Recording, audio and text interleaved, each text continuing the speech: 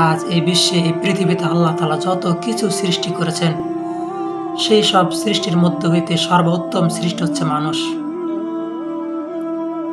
আল্লাহ তাআলা আমাদেরকে সর্বোত্তম সৃষ্টি বলেছেন। তিনি বলছেন, লাকাদ খালাকনাল ইনসানা ফি আহসানি তাকওয়িম। আল্লাহ তাআলা মানুষকে নিজ আকার, আকৃতি, গঠন পদ্ধতি দিয়ে সর্বোত্তম রূপে সৃষ্টি করেছেন। আর আজকে আমরা সেই মানুষ সর্বোত্তম সৃষ্টি হয়ে এই জগতে এসেছি। জগতে এসে আমরা অনেক পাপ করেছি এবং আল্লাহ তাআলা আমাদের এই পাপগুলো ক্ষমা করার জন্য আমাদেরকে এই পুরো একটি বছরের মধ্যে 12টা মাসের মধ্যে আমাদেরকে একটা মাস দান করেছে, সেটা হচ্ছে রমজান মাস। আর আজকে আমরা এই রমজান মাস পেয়েছি, কিন্তু আফসোস আমরা আমাদের অপরাধগুলো ক্ষমা করতে পারিনি। আল্লাহ তাআলা আমাদেরকে রমজান মাস দান করলো আমাদের পাপগুলোকে ক্ষমা করার জন্য। আর আজকে আমরা মুসলমানের জগতে এসে ওই দোকানের ভিতরে ঢুকে পর্দার আড়ালে বিড়ি টানছি।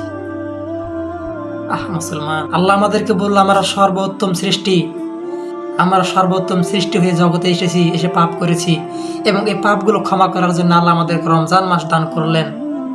এই রমজানের বদলতে আমাদের জীবনের পাপগুলো ক্ষমা হবে। অথচ আজকে মুসলমান এই রমজান মাস পাওয়া সত্ত্বেও নিজের পাপগুলো ক্ষমা না করে আরো পাপ বাড়াচ্ছে, আরো পাপ করছে।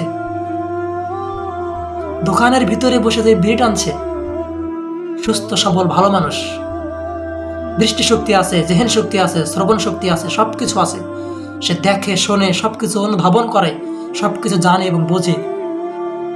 তার সঙ্গে যে তার মুসলিম ভাই রয়েছে, সে সিয়াম পালন করছে, সে দেখছে, দেখার পরে সে নিচে রাখছে না, একসাথে চলছে ফিরছে, সবকিছু করছে।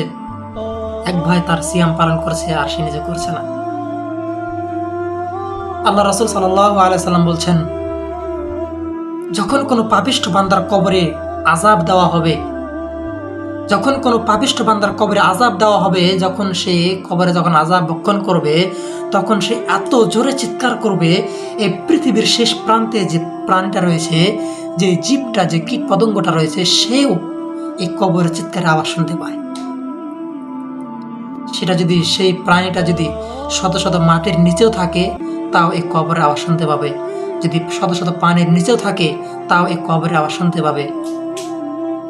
তাকে কত জোরে তাকে পিটানো হচ্ছে কবরের ভিতরে, তাকে হাতুড় দিয়ে বাড়ি মারা হবে, সে এত জোরে চিৎকার করবে, এই বিশ্বের শেষ প্রান্তে যে প্রাণীটা রয়েছে সে শুনতে পাবে। শুধুমাত্র মানুষ জাতি আর জিন জাতি বাদে। একটা পাপিষ্ঠ বান্দার কবরে যখন আযাব দেওয়া হয়, তখন সবকিছু দেখে এবং শোনে সে ওই কবরের আযাব। শুধু মানুষ আর জিন জাতি দেখে না এবং বোঝে না।